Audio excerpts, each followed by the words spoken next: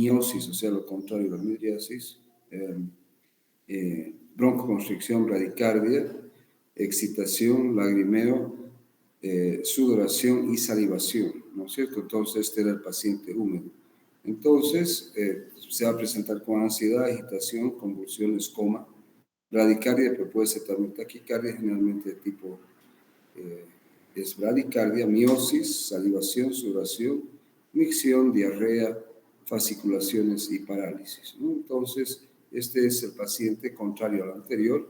En el anterior era seco como un hueso, en este es un paciente húmedo, mojado.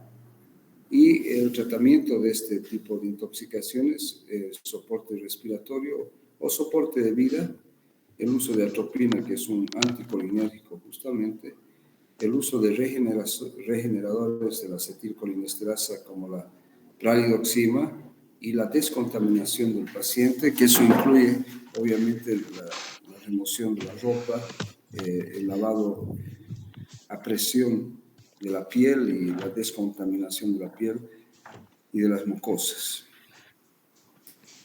Dentro de los síndromes tóxicos, causados por opioides, donde van a estar obviamente los analgésicos opioides como la morfina, la metadona y algunas drogas como la heroína.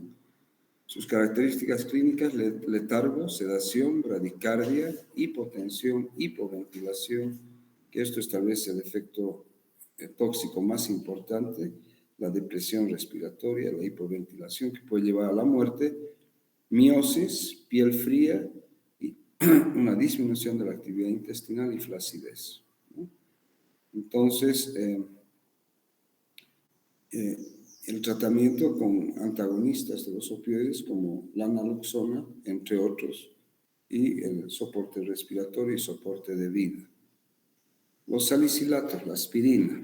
Generalmente las intoxicaciones por aspirina no son causadas por el uso terapéutico de la misma, sino que son intoxicaciones de tipo accidental que puede ocurrir en niños, ¿no es cierto? Pero también en adultos cuando sean sobredosificados, es decir, que tienen un dolor muy importante que no cede y utilizan aspirina a dosis tóxicas.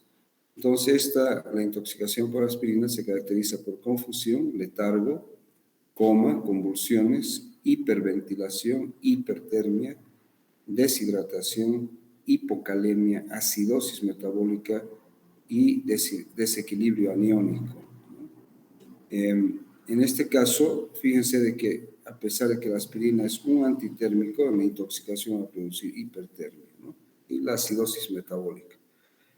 ¿Qué se debe hacer? La corrección de la acidosis y del balance hidroelectrolítico y producir una diuresis alcalina, es decir, la administración de bicarbonato, por ejemplo, bicarbonato de sodio, para alcalinizar la orina y favorecer la eliminación de la aspirina, o en casos necesarios, la hemodiálisis.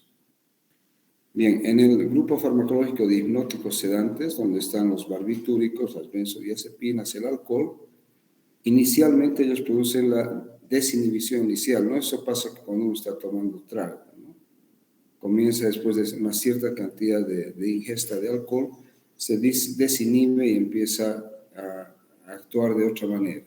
Luego viene pero el letargo, la somnolencia, el estupor, se llega al coma, y el coma puede ser un coma profundo, nistagmus, una disminución del tono muscular, hipotermia, por eso de que el dicho, tómate un traguito si está haciendo frío, es una sensación de calor, pero la intoxicación ya por alcohol va a producir hipotermia, miosis, hipotensión y va a haber una disminución de la actividad intestinal. En este caso hay que dar soporte a la vía aérea y respiratoria, evitar una sobrecarga líquida, la utilización de flumazenil en el caso de intoxicación particularmente relacionada a las benzodiazepinas. El flumazenil actúa como un antagonista en el caso de la intoxicación por benzodiazepinas, no en el caso del alcohol. Bien, dentro del grupo farmacológico de los estimulantes, aquí vamos a tener a las anfetaminas, a la cocaína, a la fenciclidina, conocido como PCPs, y las sales de baño. Lo más común, obviamente, es por anfetaminas y obviamente mucho más común por cocaína. Estos estimulan el sistema nervioso simpático, por lo tanto va a haber agitación, nerviosismo, ansiedad, convulsiones, hipertensión, taquicardia, arritmias, que esto es lo más peligroso en este tipo de intoxicación, midriasis, nistagmus de tipo vertical, que es característica de la intoxicación por estimulantes del sistema nervioso, y también horizontal, piel caliente y sudorosa, hipertermia, aumento del tono muscular, no solo son estimulantes simpáticos, y puede llegar inclusive a producirse la rhabdomiólisis de los músculos, ¿no es cierto?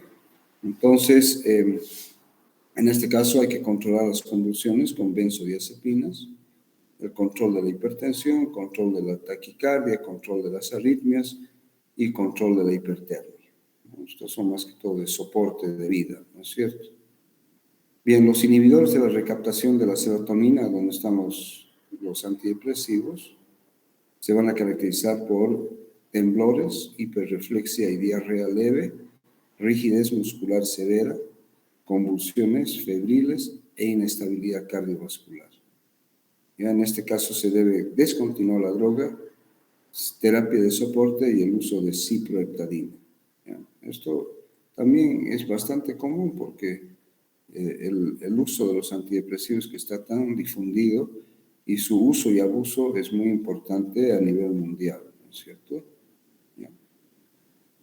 Bien, ahora vamos a ver en particular algunos de los agentes tóxicos y tenemos el acetaminofén o paracetamol, sus características tóxicas, anorexia leve, náuseas, vómitos, ictericia retardada, que quiere decir que la ictericia va a ocurrir posteriormente, daño hepático con falla hepática y falla renal. ¿Ya? No, el acetaminofeno, está mal escrito aquí, disculpen, o paracetamol, es extremadamente tóxico para el hígado a dosis elevadas. De ahí que su uso, que está tan difundido, ¿no es cierto?, tanto en niños como en adultos, debe respetar necesariamente las dosis terapéuticas recomendadas diarias. Nunca pasar a dosis más elevadas porque se puede provocar una intoxicación fácilmente, especialmente en niños, y puede llevar a una necrosis hepática fulminante. En el caso del botulismo va a haber disfagia, disartria, tosis palpebral, oftalmoplegia, debilidad muscular, y la incubación generalmente a la toxina botulínica es de 12 a 36 horas. Esto generalmente ocurre por intoxicación por ciertos alimentos o ciertas plantas o sustancias que puede llevar a esto. Intoxicación por monóxido de carbono generalmente se da con intenciones generalmente suicidas, ¿no?, a veces criminales, y va a producir coma, acidosis metabólica, hemorragia retiniana, y el coma va a pasar a un coma profundo y la muerte. El cianuro, que es un veneno bastante conocido, tiene un olor, el paciente va a despedir un olor agrio a almendras, va a tener convulsiones, va a evolucionar hacia el coma y va a tener un electrocardiograma anormal. Bien, en el caso del etilenglicol, que es una sustancia muy utilizada en ciertos productos automotrices, por ejemplo, como aditivo para y anticongelantes, por ejemplo, para el uso en los autos y otras sustancias, esto puede llevar a falla renal, cristaluria, un gap osmolar y aniónico, excitación del sistema nervioso central y luego depresión y acaba en coma y muerte. En el caso del hierro, que generalmente la intoxicación se da por accidentalmente, ¿no? No es tan común como la sobredosificación terapéutica, puede ocurrir, digamos, cuando se administra por vía parenteral, pero la intoxicación es más común en niños que encuentran un frasco y se lo toman, ¿no es cierto? Se va a presentar con diarrea sanguinolenta, coma, leucocitosis e hiperglicemia. En el caso de la intoxicación por plomo, que que ahora está tan de moda esta cuestión, porque el uso en la minería, el uso como aditivo en ciertas gasolinas, se va a caracterizar por dolor abdominal, hipertensión, convulsiones, debilidad muscular, anorexia, encefalopatía, neuropatía motora demorada, es decir, que ocurre después de un tiempo. Puede haber falla renal, puede afectar la función reproductiva y obviamente que da un sabor metálico. El ácido lisérgico, el LSD, se va a presentar con alucinaciones, midriasis, hipertensión y puede evolucionar a la depresión del sistema nervioso y coma y la muerte. En el caso del mercurio, que ustedes ven todo el problema que está ocurriendo con la minería del oro en nuestros ríos, en el área tropical, el uso desmedido del mercurio en este tipo de minería, y que muchas veces lo ingerimos inadvertidamente a través del consumo de pescados, por ejemplo, ¿no es cierto? Y puede llevar a falla renal aguda, temblor, salivación, gingivitis, colitis, eretismo y síndrome nefrótico. El metanol, que es el alcohol de la madera, nos va a dar lugar a respiración rápida, síntomas visuales, gap osmolar, acidosis metabólica severa. El metanol a veces se ingiere inadvertidamente en bebidas alcohólicas adulteradas, donde en vez de utilizar etanol, utilizan metanol o lo mezclan con etanol y esto puede llevar a manifestaciones tóxicas. En el caso de hongos, náuseas y vómitos severos 8 horas después de la ingestión, falla hepática y renal demoradas. Ese es el gran problema con la intoxicación por hongos, que puede llevar a falla hepática y renal demoradas. Y el famoso PCP, la fenciclidina, que es una droga de abuso, ¿no? Te puede llevar al coma con los ojos abiertos, nistagmus vertical y horizontal. Entonces, son más o menos algunas características tóxicas de este grupo de agentes, ¿no? Y tenemos que tomar en cuenta estas características, tanto que hemos visto en este slide como en este otro slide. Bien, ¿cuándo se debe sospechar de intoxicación? Cuando existe compromiso multisistémico, cuando el cuadro clínico es de inicio súbito, cuando existen cuadros gastrointestinales graves, cuando hay inconsciencia sin una causa aparente, cuando hay convulsiones de origen desconocido y no hay una relación entre la historia clínica y el examen físico. ¿Ya? Entonces, fíjense, compromiso multisistémico, inicio súbito, cuadros gastrointestinales graves, inconsciencia sin causa aparente, convulsiones, entonces, y que no haya relación entre la historia clínica que se le toma al paciente y el examen físico, se debe sospechar de intoxicación.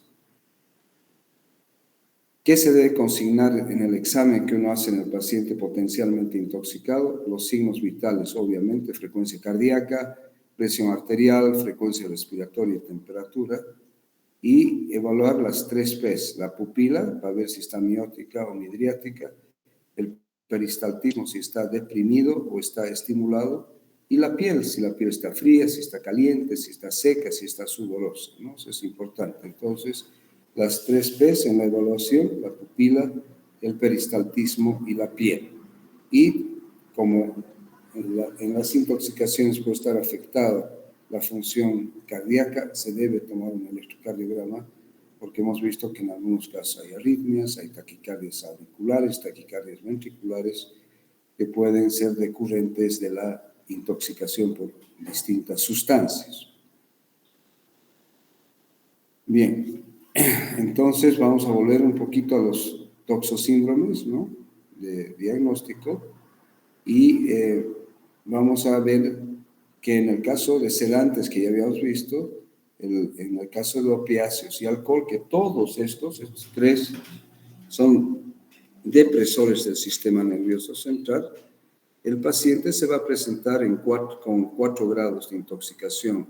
En la intoxicación de primer grado, el paciente va a estar obnubilado, va a responder a preguntas y obedece órdenes, pero está obnubilado. En el grado 2, el paciente va a estar en un coma superficial, va a tener respuesta al dolor y va a tener sus reflejos intactos. En el de tercer grado ya no responde al dolor, los reflejos están disminuidos o inhibidos o hiporreflécticos, va a haber depresión respiratoria de distinta intensidad, pero que generalmente puede ser grave, porque todos estos, recordemos y les insisto, son depresores del sistema nervioso central y del centro respiratorio.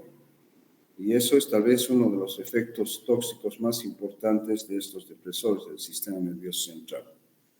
Luego tenemos el de grado 4, arreflexia. Ya no hay, en el grado 3 había hiporreflexia, aquí hay arreflexia. Obviamente no hay respuesta al dolor, hay una depresión respiratoria muy importante, pero también hay una depresión cardiovascular importante que pueden conducir a un paro cardiorrespiratorio. Bien, en el síndrome colinérgico por colinomiméticos directos e indirectos, ¿no? Obviamente que aquí la intoxicación es más común con colinomiméticos indirectos, va a ser el paciente que hemos dicho, el paciente húmedo, se va a presentar con lagrimeo, salivación, vómitos, miosis, taquicardia o bradicardia, depresión del sistema nervioso central, depresión respiratoria, puede tener convulsiones, ¿no? Vasculaciones y fallo neuromuscular. Y aquí insisto nuevamente en el mnemotécnico que yo les di, el Dumbbells, ¿no? ¿Sí? Diaforesis, urinación, miosis, bradicardia, broncoconstricción, excitación, lagrimeo, salivación y sudoración, es el Dumbbells, paciente húmedo. El síndrome narcótico, generalmente por opiáceos, depresión del sistema nervioso central, puede ingresar a un coma superficial inicialmente y luego profundo, miosis, la depresión respiratoria, que yo insisto que es muy importante, que es muchas veces causa de muerte, hipotensión y bradicardia. El síndrome sedante hipnótico también, nuevamente que estamos incluyendo ya aquí no solamente el alcohol, sino barbitúricos, neurolépticos, benzodiazepinas, antiepilépticos y la glutetinida, confusión, coma, las pupilas aquí van a estar variables, pueden ser mióticas o midriáticas de acuerdo al grado de intoxicación, sí va a haber depresión respiratoria, depresión del sistema nervioso, hemos dicho, confusión y coma, hipotensión e hipotermia. La intoxicación por estimulantes, síndrome por estimulantes, el síndrome anticolinérgico por antihistamínicos, por antiparkinsonianos, por neurolépticos, por antidepresivos tricíclicos, algunos miorrelajantes, la atropina, obviamente, las setas, es decir, los hongos, la Amanita muscaria, y puede tener diversos grados de intoxicación. En el primer grado va a haber sequedad de boca, hipotensión y cambios de humor. En el segundo grado va a haber midriasis, que es el dato más importante, y visión borrosa. Hemos visto que en la mayor parte de estos toxosíndromes existe miosis, ¿no es cierto? Pero en este caso sí hay midriasis, hay retención urinaria, hay constipación. La piel va a estar caliente, ¿no es cierto? Este es el paciente seco, ¿se acuerdan? Seco como hueso, rojo como remolacha, ciego como murciélago, ¿no? ¿Se acuerdan? Loco de remate. Caliente como una liebre y loco de remate. ¿No? El paciente contrario al intoxicado por órganos fosforados. En el síndrome simpático mimético por cocaína, anfetaminas, cafeína, teofilina, ya hemos visto los 4 grados. Primer grado, midriasis, temblor, rubor, sudoración, irritabilidad. Segundo, confusión, hipertermia, taquicardia y taquipnea. Tercer grado, delirio y taquiarritmias, que eso tal vez muchas veces lleva a la muerte. Y en el de 4 grado ya el paciente está con un coma que va de superficial a profundo, convulsiones y una depresión importante del sistema nervioso. Tratamiento, ¿cuáles son? Y esto es el tratamiento en general de las intoxicaciones. Entonces, ¿cuáles son los objetivos del tratamiento de un paciente intoxicado? En primer lugar, mantener los signos vitales. segundo lugar, evitar una mayor absorción de la sustancia tóxica. Esto, por ejemplo, es evidente en los órganos fosforados cuando hay que hacer la decontaminación de la ropa y de la piel y mucosas del paciente que ha estado expuesto a un órgano fosforado, por ejemplo. Favorecer la eliminación de la sustancia tóxica, administrar, si es posible, antídotos específicos y evitar nuevas exposiciones. ¿Ya? Entonces, estos son los objetivos del tratamiento del paciente intoxicado. Mantener signos vitales, o sea, darle soporte de vida al paciente, evitar que se siga absorbiendo, es decir, en algunos casos tienes que provocar el vómito, ¿no es cierto? O puedes hacer un lavado gástrico mediante sonda y aspirar la sustancia si es que no ha transcurrido mucho tiempo.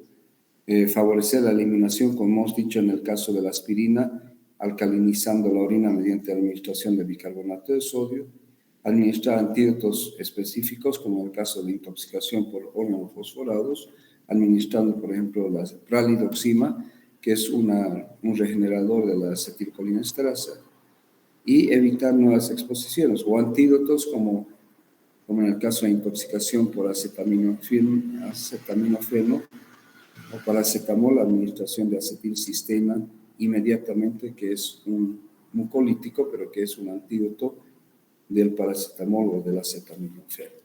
Y evitar nuevas exposiciones, ya sean intencionales o accidentales. Bien, ¿cómo se hace el tratamiento del paciente intoxicado? Entonces, tenemos una sospecha de intoxicación y siempre se va a realizar la valoración inicial, el ABCD, ¿no es cierto? Eso es como en cualquier caso de un paciente que requiere ser evaluado inmediatamente en relación al ABCD. Luego, si el paciente está estable o el paciente está inestable, consideramos por un lado al paciente estable y al paciente inestable. Si el paciente está estable, vamos a hacer una anamnesis importante, tratar de averiguar cuál es el tóxico, el fármaco, la sustancia que ha sido ingerida, si es posible la dosis, el tiempo desde la exposición o la utilización de la sustancia tóxica y la vía de administración. Luego hay que evaluar si es que hay lesiones, una exploración física buscando obviamente lo que ya hemos visto en los anteriores slides, que es identificar los distintos síndromes, toxosíndromes o síndromes tóxicos, realizar pruebas de laboratorio complementarias, ¿no? Hemograma, bioquímicas, de coagulación, de orina, triaje, electrocardiograma, gasometría, si precisa, radiología, etcétera, etcétera. Son las pruebas complementarias que nos van a ayudar a evaluar al paciente intoxicado. Esto es si el paciente es estable, pero si el paciente es inestable, inmediatamente se debe iniciar un tratamiento de soporte, ¿no? ¿Ya? Evaluar al paciente, hay que evaluar en todos los sentidos y realizar PCR, si tiene convulsiones, utilizar, por ejemplo, benzodiazepinas. Si el paciente está en coma, no hay que darle flumanecido de entrada, que hemos dicho que eso se da para la intoxicación por benzodiazepinas, administración de oxígeno, antagonistas de los opioides como la naloxona por vía endovenosa, una ampolla cada 5 minutos, glucosa por vía intravenosa, por ejemplo, este es un nombre comercial, glucosamol, 2 ampollas, la tiamina por vía intramuscular, una ampolla.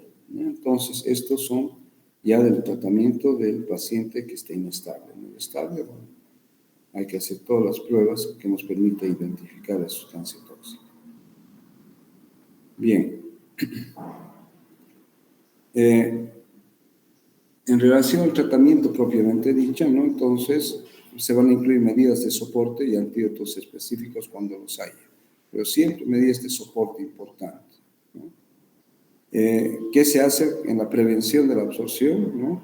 Si es que aquí hay que tomar en cuenta las vías de la absorción, si es que ha sido por vía inhalatoria o respiratoria, si es que es por vía cutánea y por mucosas oculares realizar lavado, si la vía es rectal realizar enemas, si es digestiva, como habíamos dicho hace un rato, el vaciado gástrico dentro, pero las primeras 6 horas, Se puede utilizar carbón activado dentro de las primeras 4 horas, lavado intestinal mediante sonda nasogástrica y, si fuese necesario, endoscopía o cirugía. Y en relación a la eliminación del tóxico, cuando se refiere a la vía renal, utilizar una diuresis forzada, por ejemplo, utilizar diuréticos de asa como la furosemida. La vía extrarrenal, hemodiálisis, diálisis peritoneal, hemoperfusión, plasmaféresis e inclusive exsanguino transfusión, ¿no? Entonces es importante esta parte, ¿ya? Medidas de soporte y antídotos específicos. ¿Cuáles son los criterios de ingreso a la unidad de cuidados intensivos? Si el paciente está en coma, si está con depresión respiratoria, si es que presenta datos clínicos de shock, si es que presenta arritmias, convulsiones, la presión intracraneana está alterada, alteraciones del sistema nervioso central de distinto tipo, trastornos de la temperatura, ¿ya? Si la dosis del tóxico ha sido la dosis letal, es decir, aquella que va a provocar la muerte de los pacientes en el 50% de los casos.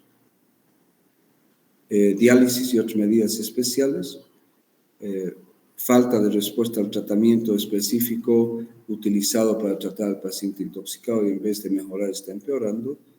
Y si es que el paciente presenta una patología de base agravante. Esos entonces son los criterios de ingreso a la unidad de cuidados intensivos. Bien, dentro de los fundamentos del tratamiento de las intoxicaciones, hemos hablado de las medidas de sostén, ¿no es cierto? Aquí, en este caso. Entonces, dentro de las medidas de sostén, tenemos la protección de la vía aérea, la oxigenación del paciente mediante la ventilación de cualquier tipo, lo que sí, que se asegure la oxigenación, tratamiento de las arritmias, soporte hemodinámico si fuese necesario, muy importante el tratamiento de las convulsiones, corrección de las anomalías de la temperatura, ya sea con medios físicos o farmacológicos, corrección de los trastornos metabólicos y prevención de las complicaciones secundarias. Esto entonces se refiere a las medidas de sostén en el tratamiento del paciente intoxicado. Medidas generales que uno debe tomar en cuenta en relación al tratamiento: asegurar una vía venosa periférica, realizar una valoración neurológica sistemática y detallada ante un coma de etiología desconocida o sospecha de intoxicación. Todo paciente debe recibir inmediatamente suero glucosado al 50% por vía endovenosa en un bolo directamente de 50 ml. Esto obviamente que se debe tomar en cuenta cuáles son los niveles de glicemia. Y si hay una hipoglicemia confirmada, se debe añadir 20 ml también, nuevamente por vía endovenosa. El uso de antagonistas de los opioides, como por ejemplo la naloxona, por vía endovenosa, 0,4 miligramos en bolo, y repetir cada 5 minutos hasta llegar a una carga máxima de 1 a 2 miligramos. El uso de flumanesilo, que hemos dicho en el caso de intoxicación por benzodiazepinas, por vía endovenosa, 0,25 miligramos en bolo, repetir cada minuto hasta el máximo de 2 miligramos. El uso de una vitamina del complejo B, la tiamina, por vía endovenosa, 100 miligramos.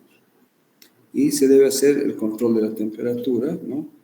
En el caso de hipotermia, por ejemplo, en la intoxicación en el paciente alcohólico, e hipertermia en el caso de salicinatos, de cocaína, de anticolinérgicos como la atropina y sus derivados.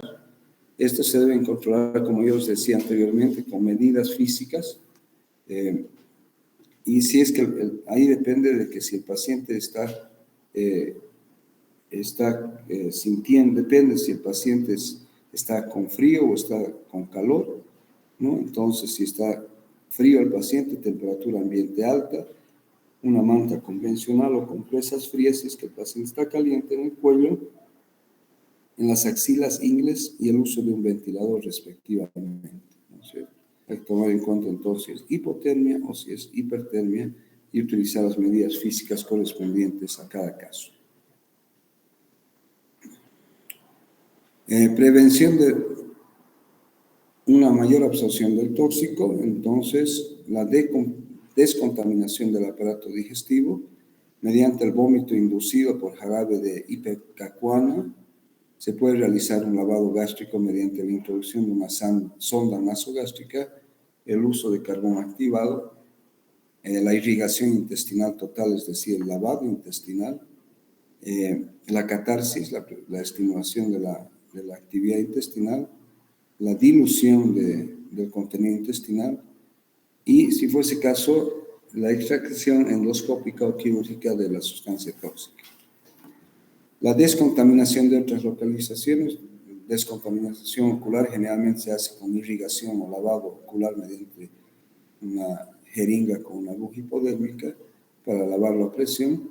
La descontaminación cutánea, que a veces hay que realizarla con gran cantidad de agua y a mucha presión, y la estimulación de la evacuación de las cavidades corporales, ¿no es cierto? Aquí se incluye tanto el aparato digestivo alto como el aparato digestivo bajo. Bien, incremento de la eliminación del tóxico.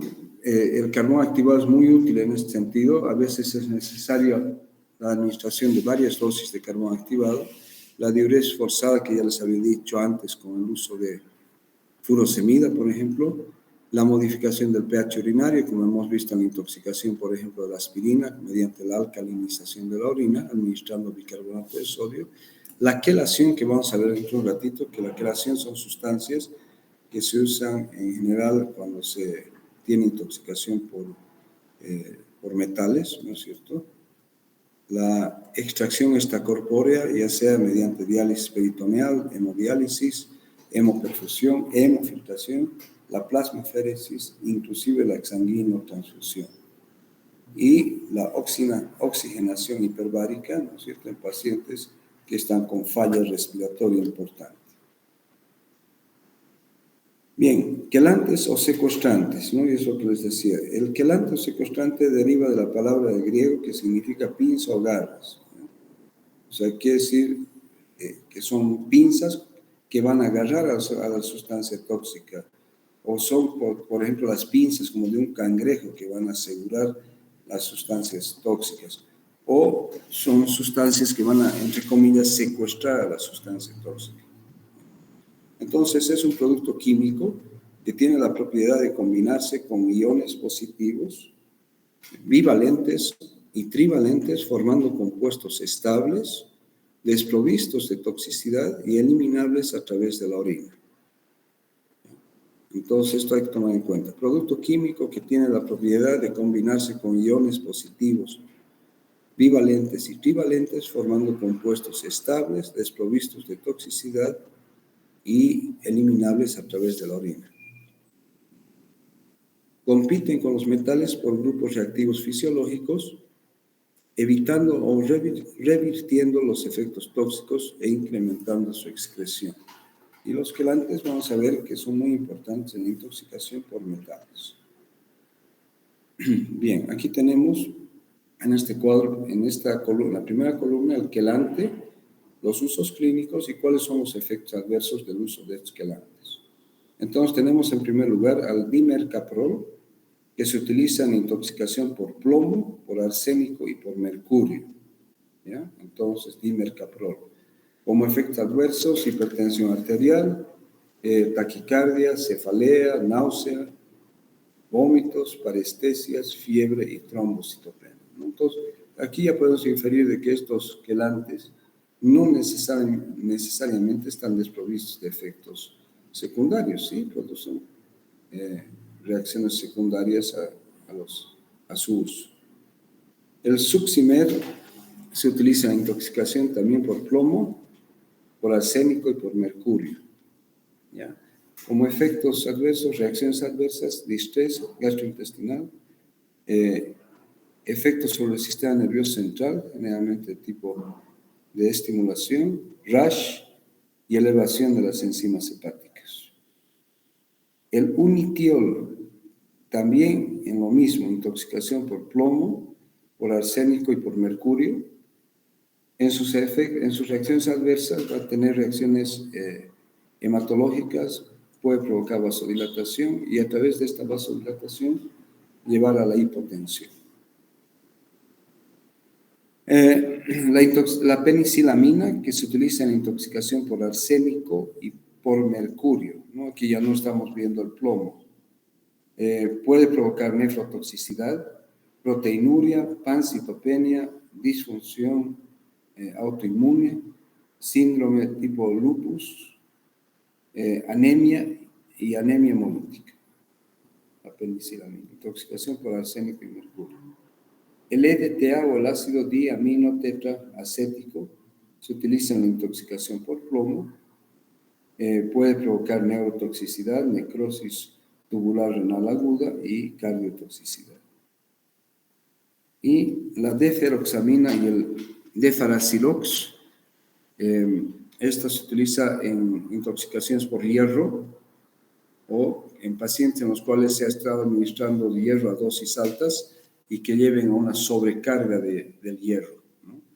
Como efectos adversos de la deferoxamina y el defaracilox puede haber eritema, urticaria, neurotoxicidad, degeneración retiniana, disfunción hepática y renal y coagulopatías. Bien, ahora aquí tenemos otro cuadro donde vemos la sustancia aquí tóxica, la vía de ingreso, la vía de absorción, cuáles son los órganos blancos y cuál es más o menos el tratamiento. Entonces tenemos la intoxicación por monóxido de carbono, es un gas producto de la combustión de los motores a gasolina o a diésel. La vía de administración va a ser la mucosa respiratoria, es decir, que se absorbe a través del aparato respiratorio. El órgano blanco son los distintos tejidos, sistema nervioso central, ojos, el corazón y la sangre, ¿no? Donde necesariamente vaya a producir una hipoxia. Su tratamiento, remoción, el uso de oxígeno y también el uso de oxígeno hiperbárico, es decir, a concentraciones elevadas. La intoxicación por plomo, el ingreso es por óxidos y sales inorgánicas de plomo, puede ser por vía gastrointestinal, inadvertidamente por vía respiratoria y por la piel. El órgano blanco de esta sustancia tóxica, el plomo, es el sistema hematopoyético, el sistema nervioso central y los riñones. Tratamiento, ya lo hemos visto, el dimercaprol, el EDTA, el succimer y el unitiol, ¿no? Que ya habíamos visto en los anteriores casos, ¿de acuerdo? Aquí está.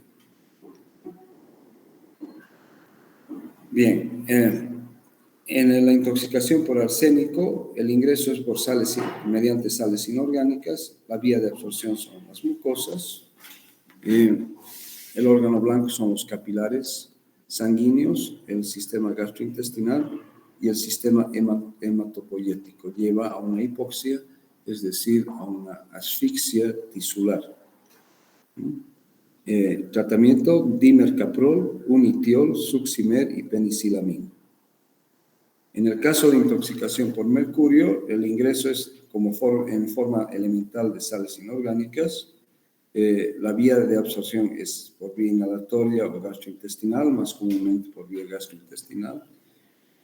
Los órganos blancos son el sistema nervioso central, los riñones y el sistema gastrointestinal. La utilización de dimercaprol, de unitiol, succimer y penicilamina se utiliza para el tratamiento de intoxicación por mercurio.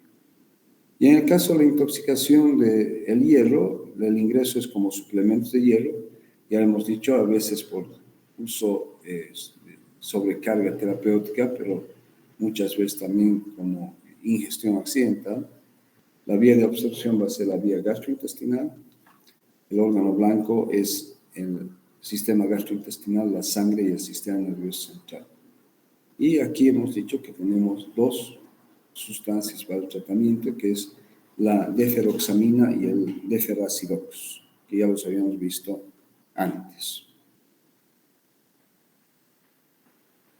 Bien, antídotos, ¿ya? Y aquí vamos a ver algunos antídotos para algunas sustancias. Entonces, tenemos en la intoxicación por benzodiazepinas, ¿ya? que es la intoxicación medicamentosa más frecuente que habíamos visto en los primeros slides, ¿no es cierto? Si la intoxicación oral es exclusivamente por benzodiazepinas, ¿qué quiere decir esto? Que muchas veces la persona se intoxica con varios depresores del sistema nervioso central. Eso es lo que, por ejemplo, ha provocado la muerte de muchas personas famosas, ¿no? Actores, cantantes, ¿no? La mezcla de benzodiazepina con alcohol, por ejemplo, ambos son depresores del sistema nervioso central. Entonces, si la intoxicación es exclusivamente por benzodiazepinas, la ventilación suele estar conservada, pero si se asocia, como yo les decía, alcohol u otras drogas depresoras, puede haber hipoventilación, hipoxemia, ¿no? Es decir, depresión respiratoria. Eso puede provocar la muerte del paciente. Entonces, ¿qué se hace en el tratamiento? Obviamente el soporte vital, la administración de flumazenil, que es un antídoto para las benzodiazepinas. Estos generalmente cuando se evidencia el coma superficial o el coma profundo, la dosis de inicio son 0,25 miligramos endovenoso en bolo y repetir cada minuto hasta obtener una respuesta verbal o una dosis total de 2 miligramos que equivaldrían a 8 bolos de administración, ¿no es cierto? La dosis de mantenimiento ya es de 2 miligramos en 500 ml de suero que se va administrando durante 6 horas. A las 6 horas se va a hacer una reevaluación del paciente, ¿ya? Y si es ineficaz en 1 hora, dudar del diagnóstico, es decir, de que probablemente la intoxicación no sea por benzodiazepinas. De ahí que el uso del flumazenil no solamente sirve como tratamiento de la intoxicación por benzodiazepinas, sino también para hacer una especie de diagnóstico diferencial en que si realmente es por benzodiazepinas o es por otra sustancia. Por ejemplo, podría ser cualquier depresor del sistema nervioso, ¿ya? No tiene contraindicaciones, precaución en epilépticos tratados con benzodiazepinas para el riesgo de convulsiones que puede presentar y utilizar también el vaciado gástrico y el carbón activado, que hemos dicho, en un periodo que va de 1 a 6 horas, no más allá.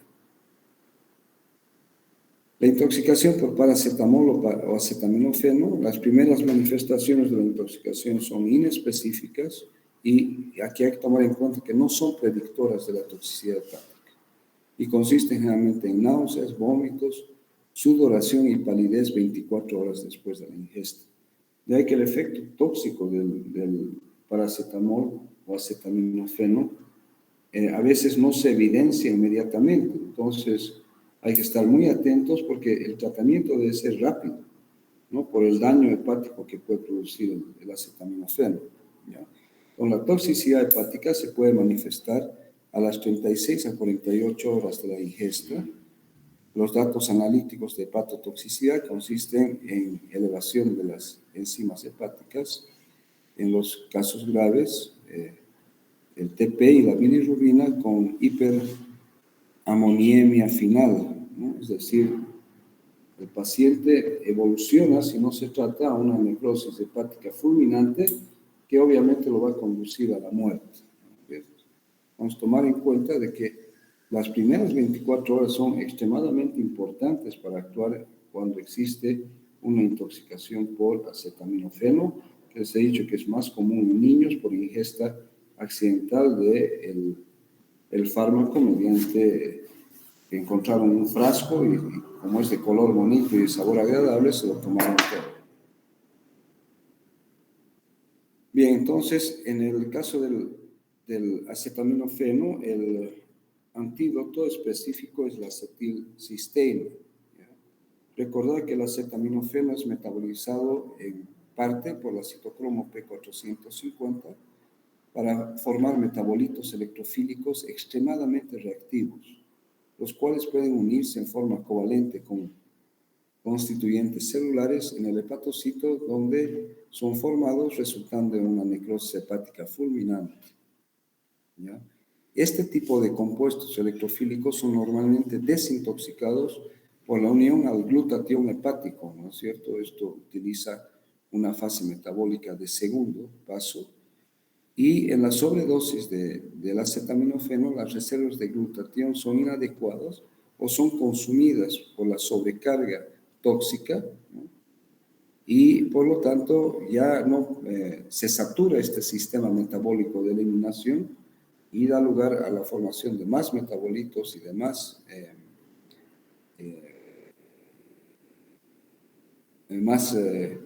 sustancias reactivas hepatotóxicas, ¿no? Y que pueden llevar entonces a la necrosis hepática. Entonces existe un compuesto estructuralmente similar que es un mucolítico, que yo les he dicho que es la N-acetilcisteína, que actúa como un sustituto del glutatión y por lo tanto se une al exceso de acetaminofeno y se utiliza para tratar la intoxicación y previene el daño hepático. Pero esta administración debe ser lo más rápidamente posible después del diagnóstico, porque hemos dicho que el gran problema con el acetaminofeno, que los primeros datos clínicos de intoxicación son bastante inespecíficos, ¿no? Náuseas, vómitos, malestar digestivo, distrés digestivo. Entonces hay que diagnosticar lo más tempranamente posible y la utilización de estas sustancias tóxicas. Con la dosis de la N-acetilcisteína es de 140 miligramos por kilogramo, que va a ir a saturar las vías del sulfato y el glucurónido, donde da lugar a una fracción mayor de acetaminofeno que se metaboliza ya no como el metabolito original, sino como un ácido mercaptopúrico que no es tóxico para el hígado, ¿ya? El ácido mercaptopúrico. Entonces no se olviden de la acetilcisteína. La intoxicación por beta bloqueantes, generalmente aquí las manifestaciones de intoxicación son rápidas, ¿no es cierto? Suelen manifestarse 30 minutos después de la ingestión. Los síntomas consisten en náuseas, en vómitos, en diarrea, en bradicardia, hipotensión y depresión del sistema nervioso central. ¿Ya? Los agentes con actividad simpático-mimética intrínseca pueden a su vez, como tienen doble efecto, pueden ocasionar a su vez hipertensión y taquicardia, ¿ya? Porque sabemos que existen bloqueantes beta, pero con una actividad simpático-mimética intrínseca. Puede haber broncoespasmo con los beta bloqueantes, porque no solamente bloquean el receptor beta 1, sino que pueden bloquear también el receptor beta 2 respiratorio y provocar broncoespasmo y edema pulmonar. Puede ocurrir hiperpotasemia, hipoglicemia, acidosis metabólica, bloqueo auriculoventricular de cualquier grado, ¿no? Es un bloqueo que a veces puede ser severo, bloqueo de rama, prolongación del QRS, del TB, presentarse con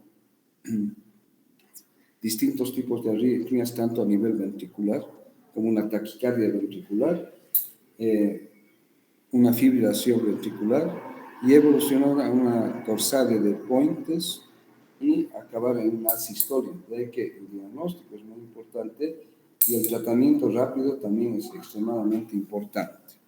¿Ya? Bien, entonces, ¿en qué consiste el tratamiento? En la descontaminación del aparato digestivo, dar medidas de sostén, la administración de calcio en una solución salina de cloruro gluconato al 10%, por vía endovenosa 0,12 ml kilogramo hasta llegar a 10 ml kilogramo, la administración de glucagón de 5 a 10 miligramos endovenoso, seguidos por venoclisis también de glucagón de 15 miligramos por litro en forma continua. ¿Ya? Puede estimularse estimulación cardíaca con marcapasos o la colocación de un balón intraórtico para controlar la función cardíaca. Y el broncoespasmo se va a tratar con cualquier agonista beta 2 selectivo de acción rápida, no de acción lenta ni prolongada, o sea, un agonista beta de acción rápida, como por decir el salbutamol por vía inhalatoria. No se olviden que estas intoxicaciones son depresoras de los receptores beta 1 y también beta 2. El síndrome colinérgico depresor, este es producido generalmente por intoxicación accidental o intencional con órganos fosforados, por ejemplo, en intentos suicidas de generalmente pacientes de sexo femenino y adolescentes que terminaron con su chico, se embarazaron, o colegiales que les fue mal en sus exámenes y por miedo a sus padres tratan de intoxicar con estos. Entre estos están el malatión, el paratión, el diclorgos, el diacinón, el clorotión, el demetoato, el triclofón y el clorfenvinfos, que son generalmente insecticidas de distinto tipo. Son anticolinesterácicos, es decir, que van a inhibir a la acetilcolinesterasa y van a llevar a la acumulación de acetilcolina endógena, lo que va a dar lugar a sus manifestaciones tóxicas. Y tenemos dentro de los carbamatos el carbaril, el aldicarb, el propoxur, el dimetan, el isolam, el aminocarb. Todos estos, tanto los órganos fosforados como los carbamatos de este tipo, que son insecticidas, van a provocar una inhibición irreversible de la acetilcolinesterasa. De ahí que el uso de anticolinérgicos como la atropina, ¿no?, o regeneradores de la acetilcolinesterasa, si es que está dentro del plazo, deben ser utilizados. Bien, dentro de la intoxicación por órganos fosforados tenemos que ver que tienen efectos muscarínicos, pueden tener efectos nicotínicos y tienen efectos sobre el sistema nervioso central. Dentro de los efectos muscarínicos está el Dumbbells, ¿no es cierto? ¿Sí? Diafuresis, urinación, miosis, broncoconstricción, bradicardia, excitación, lagrimea, salivación y sudoración. Entonces, visión borrosa, miosis, hiperemia, conjuntival, rinorrea, broncorrea, todo está estimulado, es el paciente mojado, húmedo. Broncoespasmo, cialorrea, cianosis, diaforesis, náuseas, vómitos, diarrea, dolor abdominal tipo cólico, incontinencia de esfínteres y bradicardia. Es el paciente húmedo. Los efectos nicotínicos van a llevar a vasoconstricción periférica, calambres, mialgias, fasciculaciones musculares y debilidad muscular, hiperglicemia y por sobreestimulación de la unión neuromuscular en el receptor NM, va a acabar en una parálisis flácida.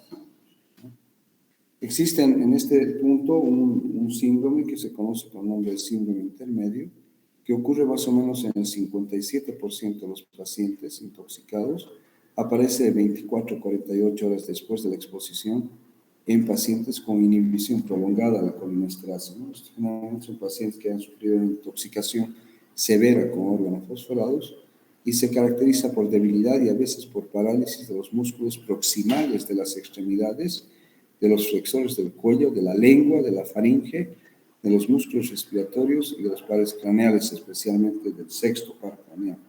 Entonces, este síndrome intermedio es extremadamente peligroso porque prácticamente paraliza la mecánica respiratoria y produce, de cierta manera, la asfixia del paciente.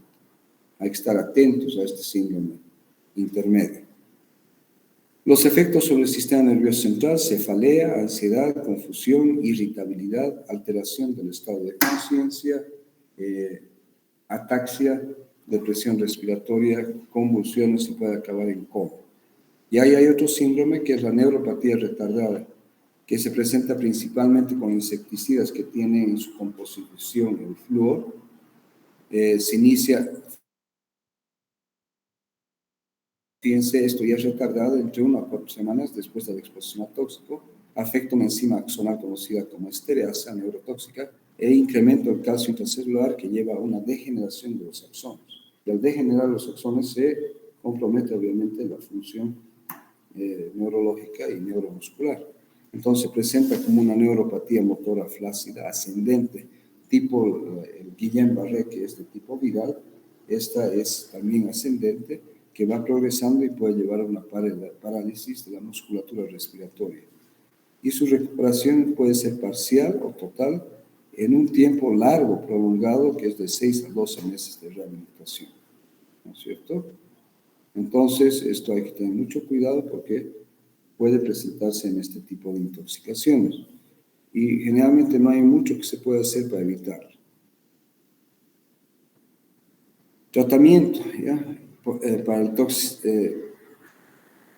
el toxisíndrome muscarínico y nicotínico, la decontaminación, retiro de la ropa y lavado de superficies expuestas con agua, con jabón, y la decontaminación digestiva en caso de ingestión, seguida de la utilización de la administración de carbón activado cuando la vía de administración o de ingreso ha sido la vía oral. Para las manifestaciones muscarínicas se administra atropina, que es esencialmente la atropina es un antimuscarínico, no distingue sus efectos, o sea, sus acciones sobre los distintos receptores muscarínicos, es más muscarínico que nicotínica, perdón. Se debe administrar atropina 2 miligramos a 5 miligramos por vía endovenosa cada 3 a 5 minutos hasta lograr una atropinización completa, es decir, hasta llegar a la intoxicación atropínica, que se manifiesta fundamentalmente con midriasis y sequedad de boca, que eso es evaluable fácilmente, ¿no? Con una linterna y un bajalenguas. Entonces ahí ya se para. Se espera que el paciente salga de este estado de intoxicación y se vuelve a administrar si fuese necesario. En pacientes intoxicados por órganos fosforados, generalmente se debe administrar atropina por más de 2 semanas. Para las manifestaciones nicotínicas, pralidoxima, que es el regenerador de la acetilcolinesterasa, 1 a 2 gramos en adultos por vía endovenosa, 20 a 40 miligramos por vía endovenosa en niños, administrados en 15 a 30 minutos, o puede ir repitiéndose cada 8 horas hasta que desaparezcan los síntomas, o en una infusión continua de 8 miligramos por kilogramo hora en adultos y de 10 a 20 miligramos kilogramo hora en niños. El uso de estas oximas o regeneradores de la acetilcolinesterasa en la intoxicación por insecticidas con carbamato es discutible y controvertido. Algunos aconsejan sí utilizarlo, porque al final lo que se está tratando es de regenerar la acetilcolinesterasa, que tanto en el caso de intoxicación por organofosforados, insecticidas por organofosforados, como insecticidas carbamatos, lo que se inhibe es la actividad de la acetilcolinesterasa. Si es que hay convulsiones, utiliza benzodiazepinas para las convulsiones y como muchas veces administrado directamente, aunque no haya convulsiones, que en forma profiláctica para evitar secuelas neurocognitivas. Bien, vamos a ir este slide más y ahí vamos a terminar. Existe otro grupo de insecticidas, de sustancias que se conocen como herbicidas, es decir, sustancias que se utilizan para eliminar la maleza fundamentalmente en los cultivos. Actúa mediante la reducción monoelectrónica del herbicida, dando lugar a radicales libres tóxicos. Entre estos, el herbicida más conocido es el famoso paraquat. La toxicidad es de grado 4, ¿no es cierto? Como ya hemos visto, coma profundo, depresión respiratoria importante, depresión cardíaca, cardiovascular importante, ¿ya? Y la dosis letal en humanos de 50 a 500 miligramos por kilogramo. Se acumula en los pulmones y ocasiona edema, alveolitis y lleva a fibrosis pulmonar progresiva. Los primeros signos de intoxicación son hematemesis y heces sanguinolentas, o sea, vómitos con sangre y heces sanguinolentas. El tratamiento: lavado estomacal, purgantes y absorbentes para evitar la absorción. Una vez absorbido, solo el 50% del tratamiento da buenos resultados. El uso de oxígeno debe ser con mucha cautela, ya que puede agravar las lesiones pulmonares. El tratamiento es complejo, ya porque hemos dicho que evoluciona la fibrosis pulmonar y es más de tipo sintomático. Se pueden utilizar inmunosupresores para lentificar o interrumpir la fibrosis pulmonar, pero no con mucho éxito. Ese es el gran problema de la intoxicación del paraquat. Bien, con esto habríamos concluido la clase del día de hoy, ¿no? Y continuaríamos el día martes hasta terminar el tema, ¿ya? Entonces vamos a concluir acá. Si tienen alguna pregunta, me la pueden hacer, o si no, vamos a concluir la actividad del día de hoy. ¿Hay alguna pregunta o está todo claro?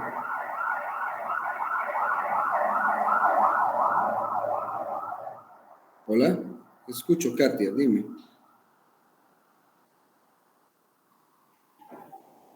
Katia.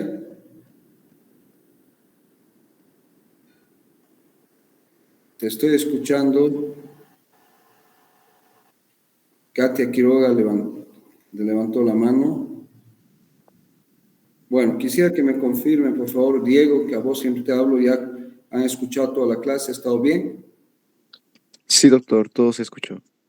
Sí, Ya. doctor, perdón, mi Perdón, micrófono. ¿levantaste la mano, Katia? Sí, doctor, está bien. Está todo claro, ¿ya? Sí, Muy doctor, bien, perdón. entonces con eso concluimos la clase de hoy y concluimos el día martes con la parte final ya del tema, ¿no? Entonces nos veríamos el día martes también a la misma hora. Obviamente que es tipo 7 menos cuarto, pero tuve un problemita con el acceso al internet. Ya saben que el internet aquí en la facultad es malo y bueno, yo me presto internet en mi celular y a veces la señal no es muy buena, pero yo creo que la clase ha ido sin mayores problemas. ¿Listo? Entonces nos veríamos el día martes. Ya que estén bien. Hasta luego. Chao, doctor. Igualmente, doctor, muchas gracias.